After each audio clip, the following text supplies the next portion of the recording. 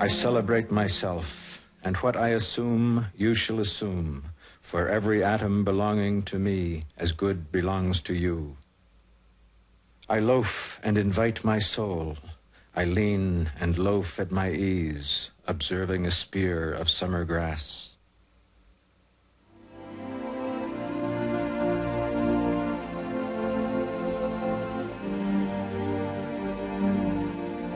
In 1855, a book appeared which changed the course of world literature. It was unlike any other book that had ever been published. A new species, organic like its title, Leaves of Grass. This is going to be the first of a little series of mini lectures, and what you'll find here on this episode of Whitman and Emily Dickinson is that I'll be interspersing some discussion of Whitman's Song of Myself with some little audio and video clips from Discovery, biographical version or biographical coverage of the two authors. So I'm going to start out right now trying to look closely at the text of Whitman's Song of Myself.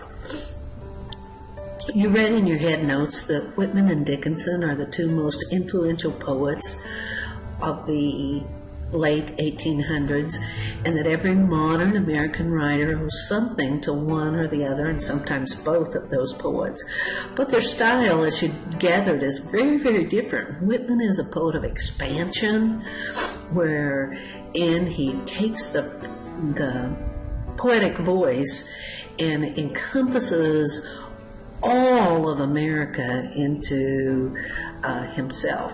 Song of Myself went through 7 iterations in Whitman's lifetime. It was first published in the 1850s, and then he continued to edit and revise Song of Myself in the larger version that, or anthology, if you wanted to call it that, that Song of Myself appeared in, entitled Leaves of Grass.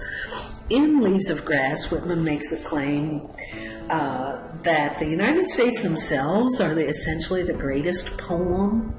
That passage comes from a work entitled Democratic Vistas, and Song of Myself is an attempt to establish the individual as the essence of all that America contains.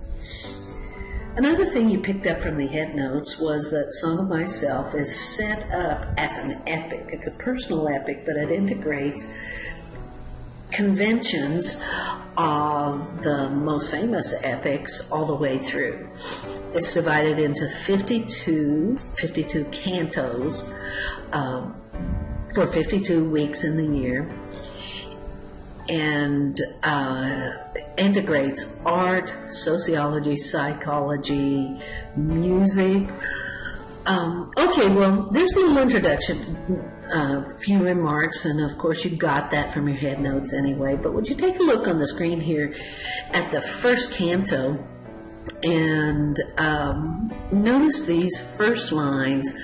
I celebrate myself and sing myself, and what I assume you shall assume, for every atom belonging to me as good belongs to you. In those opening 3 lines, Whitman has something of an invocation of the muse. This is one of the conventions of epics. The great epics like Homer's The Odyssey and the Iliad begin with an invocation of the muse, or something of the scop or the poets asking for divine inspiration and celebrating the muses and hoping that they will fill him with divine inspiration. But of course, Whitman doesn't do this. Everything's located in the self, and so rather than looking outside himself, he says he is looking within himself, and he's going to celebrate himself as a microcosm of all that the poetic vision and political vision of the United States contains. The next couple lines, this I loaf and invite my soul, I lean and loaf at my ease, observing a spear of summer grass. It's a beautiful line, but it's also in direct opposition to the Puritan work ethic upon which much of tradition had been based. And So rather than the notion of work putting oneself closer to God, his line, I loaf and invite my soul, I lean and loaf, suggesting that observation and stillness puts one closer to God. In the next few lines, he establishes who he is and works in some very specific biographical detail. My tongue, every atom of my blood, formed from this soil, this air, born here, parents born here, from parents the same and their parents the same. I, now 37 years old, in perfect health, began hoping to cease not until death. Well, this middle line, and I guess the first one too, is an attempt to establish him as true American. His parents and their parents were born on American soil, and so he establishes himself as a genuine, natural-born American at a midpoint in life, 37 years old, ready now at this stage in his life to really define what it is that matters to him. That, again, is a fairly common convention. If you recall Dante's Inferno, you maybe recall that Dante was in his mid-30s, and there are other epic heroes who also came into their own in the mid-30s, most commonly known of which is Jesus Christ, who establishes or arrives at a spiritual maturation in the 30s. Well, the last part of that opening canto, creeds and schools and abeyance, retiring back a while, and suffice of what they are, but never forgotten. I harbor for good or bad, I permit to speak at every hazard, nature without check, with original energy. So the creeds and schools of abeyance is another iteration of the way in which he is defying tradition and convention. He is his own true man with his own true poetic voice. He's ready to offer that up. I'm going to pause the showing for just a moment and come back with Canto 2 after a few little video clips.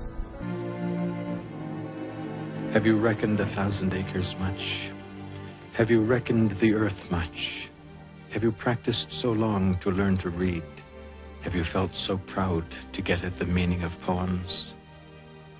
Stop this day and night with me, and you shall possess the origin of all poems. You shall possess the good of the earth and sun. There are millions of suns left. You shall no longer take things at second or third hand, nor look through the eyes of the dead. As far as actually observing, seeing, experiencing, tasting, feeling the things around one, Whitman was rather unusual. Most of the other 19th century poets, Emily Dickinson apart, were blind. Poe, you could say, was absolutely blind. You would not know that Poe lived in New York, walked down the same streets among the same sights that Whitman did. Poe's poetry was the poetry of a blind man, a man who is imagining some realm somewhere else. Poe was a dream generalist, that is a philosophical dreamer, who had phantoms that he described in detail. Melville, the other great poet of the 19th century, in his prose had infinite command of minute particulars. In his poetry, quite a good command, but still was writing in a limited, closed form, and but he was getting close. Emily Dickinson had intelligent metaphysical detail and garden detail, but it was a smaller form. Now, Whitman opened up space completely, opened up the space of the line, broke open the line so he could say anything he want, could notice anything he want, and could bring in all the everyday particulars of kitchenware life, dock life, skyscraper. Allen Ginsberg, the man you just saw speaking, owes his own debt to Walt Whitman. We'll see that later in the semester, But for now, I'm stopping this clip because it's getting too long. Stay tuned for part 2.